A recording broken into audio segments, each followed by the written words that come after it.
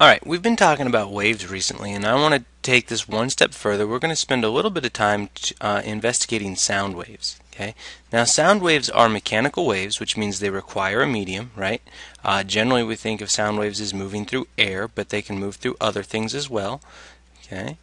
So they're mechanical, they require a medium. They're also pressure waves, which means they're longitudinal waves. Okay, they have a compression and a rarefaction. They don't really have a crest and a trough so much, which means these can travel through fluids. Okay, and in fact, you guys have probably all heard a sound wave moving through a fluid if you've ever been. Well, clearly you have if you've been listening to conversation through the air, but like water is also a fluid. Fluids are gases and liquids. And if you've ever had your head underwater swimming and you hear a high-pitched whine underwater, chances are that's a boat prop passing somewhere in the distance. Okay? And there's a whole bunch of qualities of waves that are related to what we hear when we hear sound, right? So sound waves and properties, we're just going to spend a few minutes looking at these. We're already probably familiar with a couple of these. Okay, for instance, pitch. How high or low a note is. Pitch is determined by frequency. Okay, and so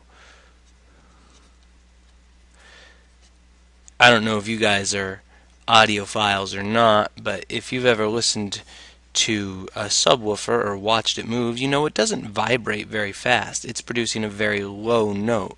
Okay, tweeters, the high sound producing little tiny speakers, they vibrate faster and they produce higher frequency, higher pitch sounds. Okay, and so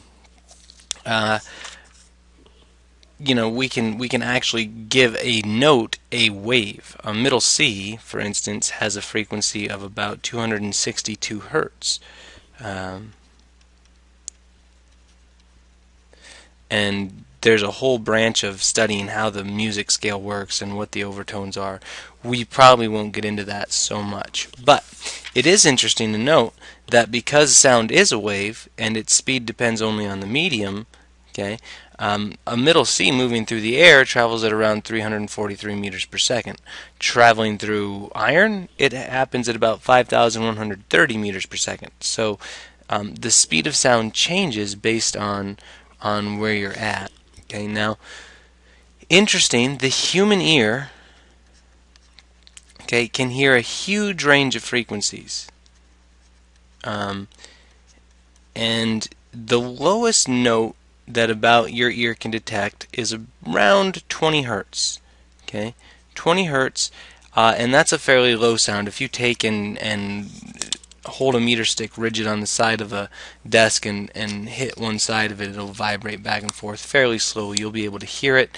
Okay, it'll be around this range. Okay, and on the upper end, we can hear all the way up to around 16,000 hertz. Okay, so we've got a huge range of hearing. Dogs can hear even higher than that. Of course, as we get older, this upper range tends to creep down towards around 8,000 hertz, which puts a damper on your ability to hear and understand speech. Okay. Now, like I said, this is a wave, and its speed does depend on the medium. In air, sound moves at about 343 meters per second. Okay, this is air at 20 degrees Celsius. If it gets cooler, it's a little bit slower. If it gets warmer, it's a little bit faster. Okay, in your book on page 405, there is a list of the speeds of sound in different media. Okay, now the reason we can actually hear anything at all is because of our ear and our brain, and they work together. And these pressure vibrations come into our ear and move a membrane and make bones tap together and vibrate little hair-like structures in the ear. Okay, and we're not going to get into the biology of it, but we will look at the physics of it a little bit, right?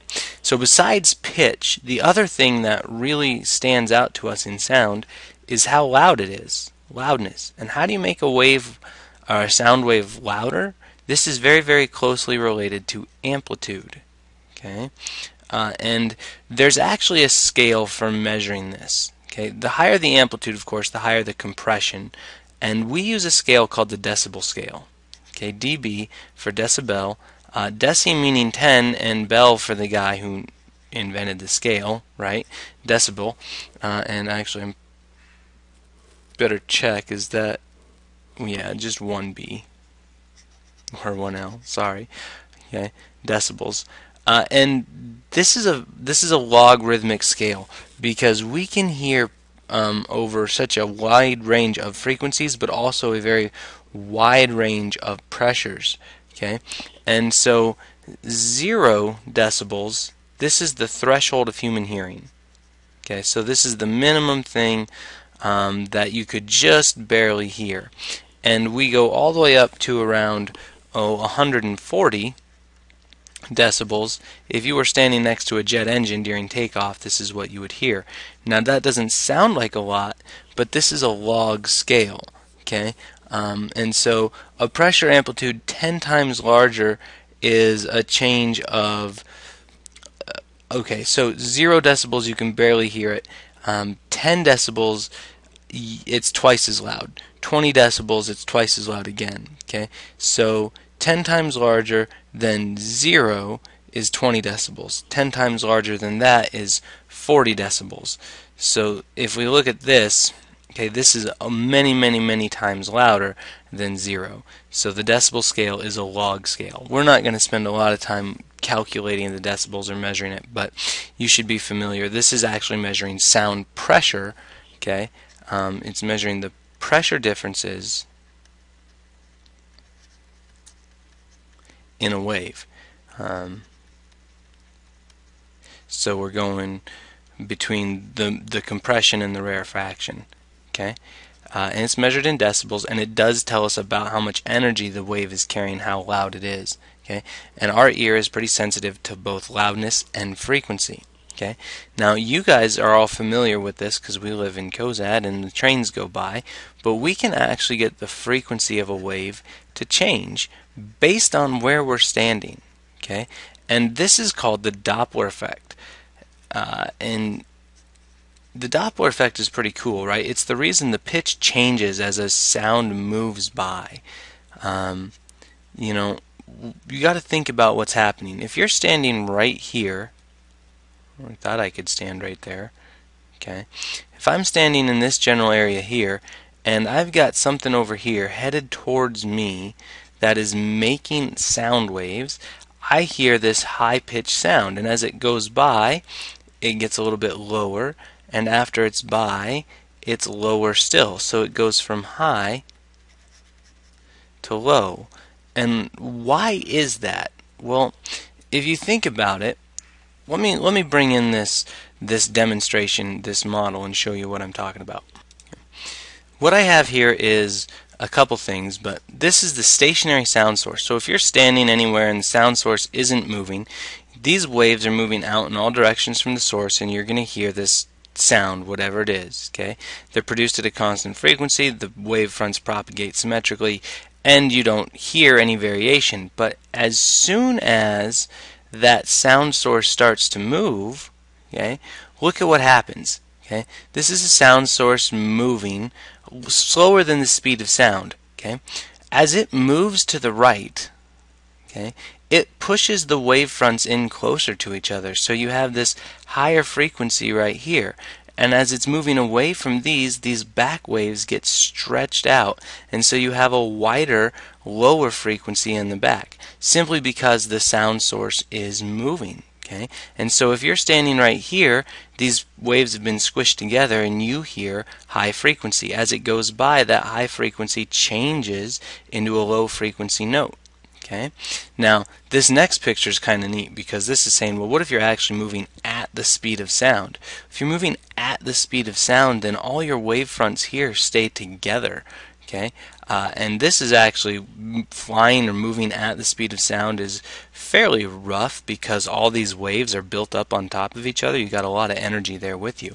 But if you can get faster than the speed of sound, okay, then you're actually ahead of your wave fronts, and the flying or whatever is going on gets a little bit smoother again. Okay, and people for a while didn't think it was possible to break the sound barrier, but they did it. It happened, and actually breaking the sound barrier is tough, but once it's broken, it's pretty cool. Okay, all right. So, is there a way we can actually say how much the frequency of this is going to change?